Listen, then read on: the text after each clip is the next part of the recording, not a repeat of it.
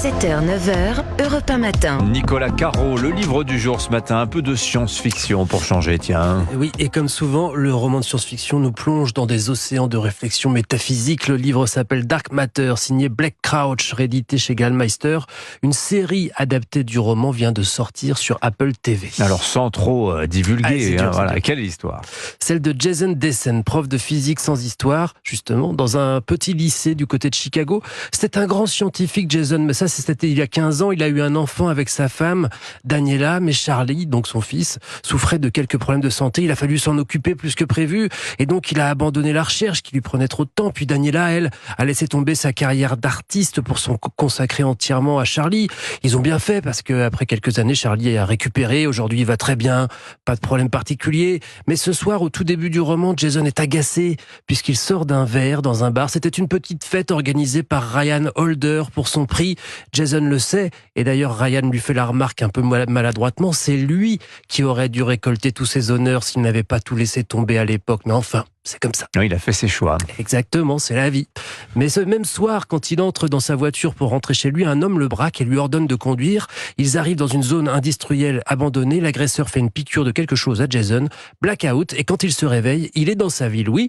Il y a sa maison, oui. Mais dans ce monde-là, il n'est pas avec Daniela, qui est une grande artiste, elle. Et lui, il a reçu toutes les récompenses scientifiques imaginables. En revanche, Charlie n'existe pas. En fait, Jason n'est pas vraiment chez lui. Il est dans le monde d'un autre Jason qui a fait d'autres choix. Vous connaissez la théorie physique quantique des multivers. L'idée qu'à chacune de nos décisions, deux univers différents se créent.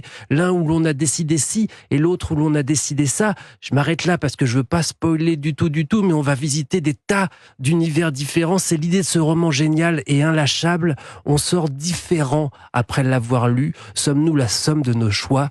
Vous avez 4 heures. Il y a le bac bientôt, le bac philo. Voilà, Dark Matter, donc signé Blake Couverture Crouch. magnifique de Gallmeister. Chez Gallmeister. Et il y a Vous l'avez bien aimé, il est bien abîmé celui-là. Là. Oui, il l'a relu 3 fois. Bien corné. Ouais. Il y a Julien, le réalisateur d'Europe 1 matin, qui me dit que la série est aussi très réussie. Bon, mais il faut absolument le lire avant. Il faut lire le livre avant la série. J'ai vu l'extrait de la série après, je me suis dit, mais c'est pas lui, Jason, pour moi. Ah oui, il faut le lire avant.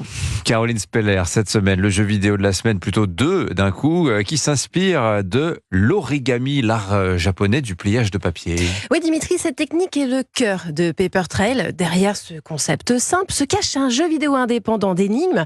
Alors, à la manière d'un journal intime, il nous plonge dans les aventures de Paige, qui décide de fuir ses parents surprotecteurs pour réaliser son rêve, étudier l'astrophysique. Et l'héroïne donc ne plie pas du papier, mais l'espace-temps. Sympa. Oui, et c'est là que la notion d'origami est exploitée. Nous devons plier les environnements pour aider Paige à se frayer un chemin.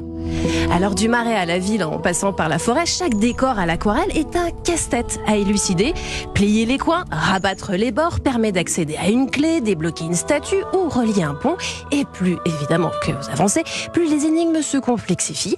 Paper Trail est ce genre de jeu astucieux, poétique, accessible. Il est à retrouver sur PC et console, mais aussi sur Netflix via l'application mobile. Alors, autre jeu qui propose un univers en papier, le remake sur Switch de Paper Mario, la porte millénaire. Oui, Dimitri, encore un remake, mais si vous n'aviez pas joué à sa version GameCube il y a 20 ans, je vous le conseille, car il est le meilleur des 6 épisodes de la saga Paper Mario. En plus, il n'est pas question d'un classique jeu de plateforme, non, mais d'un jeu de rôle. C'est quoi le jeu de rôle façon Mario? Alors Dimitri, c'est une quête où il faut suivre une carte au trésor et sauver la princesse Peach qui s'est fait kidnapper. Oui, classique. Oui, comme d'habitude. C'est explorer un monde aux allures de livre où on incarne un Mario tout en papier qui peut se plier autant en avion qu'en bateau. C'est aussi discuter avec des personnages farfelus qui vous prêtent main forte. Il y a évidemment des combats, sauf qu'ils se déroulent sur une scène de théâtre face à un public qui réagit en fonction de nos performances. Paper Mario, la porte millénaire, est une aventure haute en couleurs qui détourne les codes familiers de Mario et du jeu de rôle avec ingéniosité et humour. En bref, Dimitri, c'est une pépite. Voilà, et puis c'est plutôt bonne ambiance, ça fait du bien, il y a plein de couleurs. C'est familial. Et c'est transgénérationnel, comme du Mario. La porte millénaire et Paper Trail. Merci beaucoup Caroline Speller. Merci les amis, à demain. À demain.